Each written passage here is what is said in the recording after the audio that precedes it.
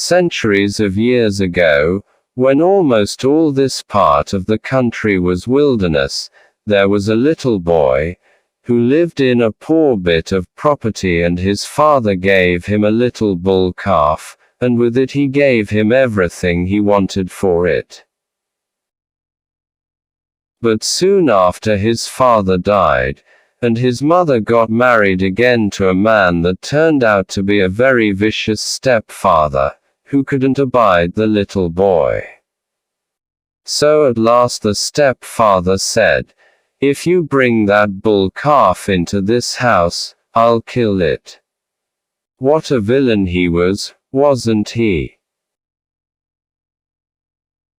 Now this little boy used to go out and feed his bull calf every day with barley bread, and when he did so this time, an old man came up to him, we can guess who that was, and said to him, "You and your bull calf had better go away and seek your fortune." So he went on and he went on and he went on, as far as I could tell you till tomorrow night, and he went up to a farmhouse and begged a crust of bread, and when he got back he broke it in two and gave half of it to the bull calf. And he went to another house and begged a bit of cheese crud, and when he went back he wanted to give half of it to the bull calf. "No," says the bull calf, "I'm going across the field, into the wildwood wilderness country, where there'll be tigers, leopards, wolves, monkeys, and a fiery dragon, and I'll kill 'em all except the fiery dragon, and he'll kill me." The little boy did cry, and said, "Oh, no, my little bull calf, I hope he won't kill you." "Yes, he will," said the little bull calf, "so you climb up that tree, so that no one can come nigh you but the monkeys, and if they come the cheese crud will save you. And when I'm killed, the dragon will go away for a bit, then you must come down the tree and skin me, and take out my bladder and blow it out, and it will kill everything you hit with it. So when the fiery dragon comes back, you hit it with my bladder and cut its tongue out." We know there were fiery dragons in those days, like George and his dragon in the legend, but, it's not the same world nowadays. The world is turned topsy-turvy since then, like as if you'd turn it over with a spade. Of course, he did all the little bull calf told him. He climbed up the tree, and the monkeys climbed up the tree after him. But he held the cheese crud in his hand, and said, "I'll squeeze your heart like the flint stone." So the monkey cocked his eye as much as to say, "If you can squeeze a flint stone to make the juice come out of it, you can squeeze me." But he didn't say anything, for a monkey's cunning, but down he went. And all the while the little bull calf was fighting all the wild beasts on the ground, and the little lad was clapping his hands up the tree, and calling out, "Go in, my little bull calf. Well fought, little bull calf." And he mastered everything except the fiery dragon, but the fiery dragon killed the little bull calf. But the lad waited and waited till he saw the dragon go away, then he came down and skinned the little bull calf, and took out its bladder and went after the dragon. And as he went on, what should he see but a king's daughter, staked down by the hair of her head, for she had been put there for the dragon to destroy her. So he went up and untied her hair, but she said, "My time has come for the dragon to destroy me. Go away, you can do no good." But he said, "No.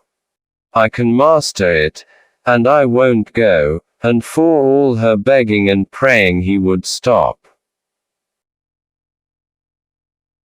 And soon he heard it coming, roaring and raging from afar off, and at last it came near, spitting fire, and with a tongue like a great spear, and you could hear it roaring for miles, and it was making for the place where the king's daughter was staked down. But when it came up to them, the lad just hit it on the head with the bladder and the dragon fell down dead, but before it died, it bit off the little boy's forefinger. The little bull calf. Then the lad cut out the dragon's tongue and said to the king's daughter, "I've done all I can, I must leave you." And sorry she was he had to go, and before he went she tied a diamond ring in his hair, and said goodbye to him. By and by, who should come along but the old king, lamenting and weeping, expecting to see nothing of his daughter but the prince of the place where she had been.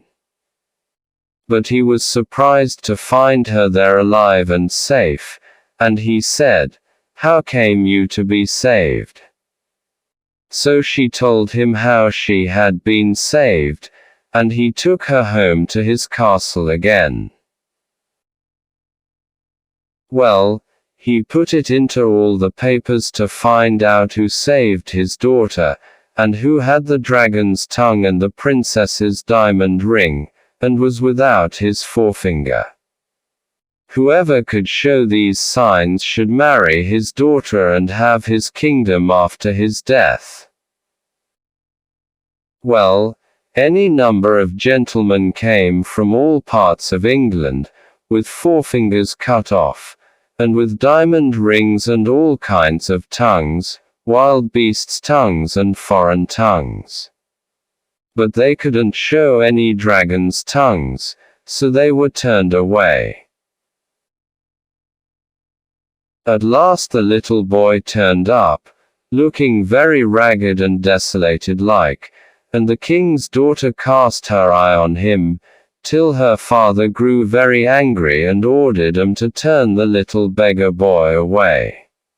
"Father," says she, "I know something of that boy." Well, still the fine gentleman came, bringing up the dragon's tongues that weren't dragon's tongues, and at last the little boy came up, dressed a little better.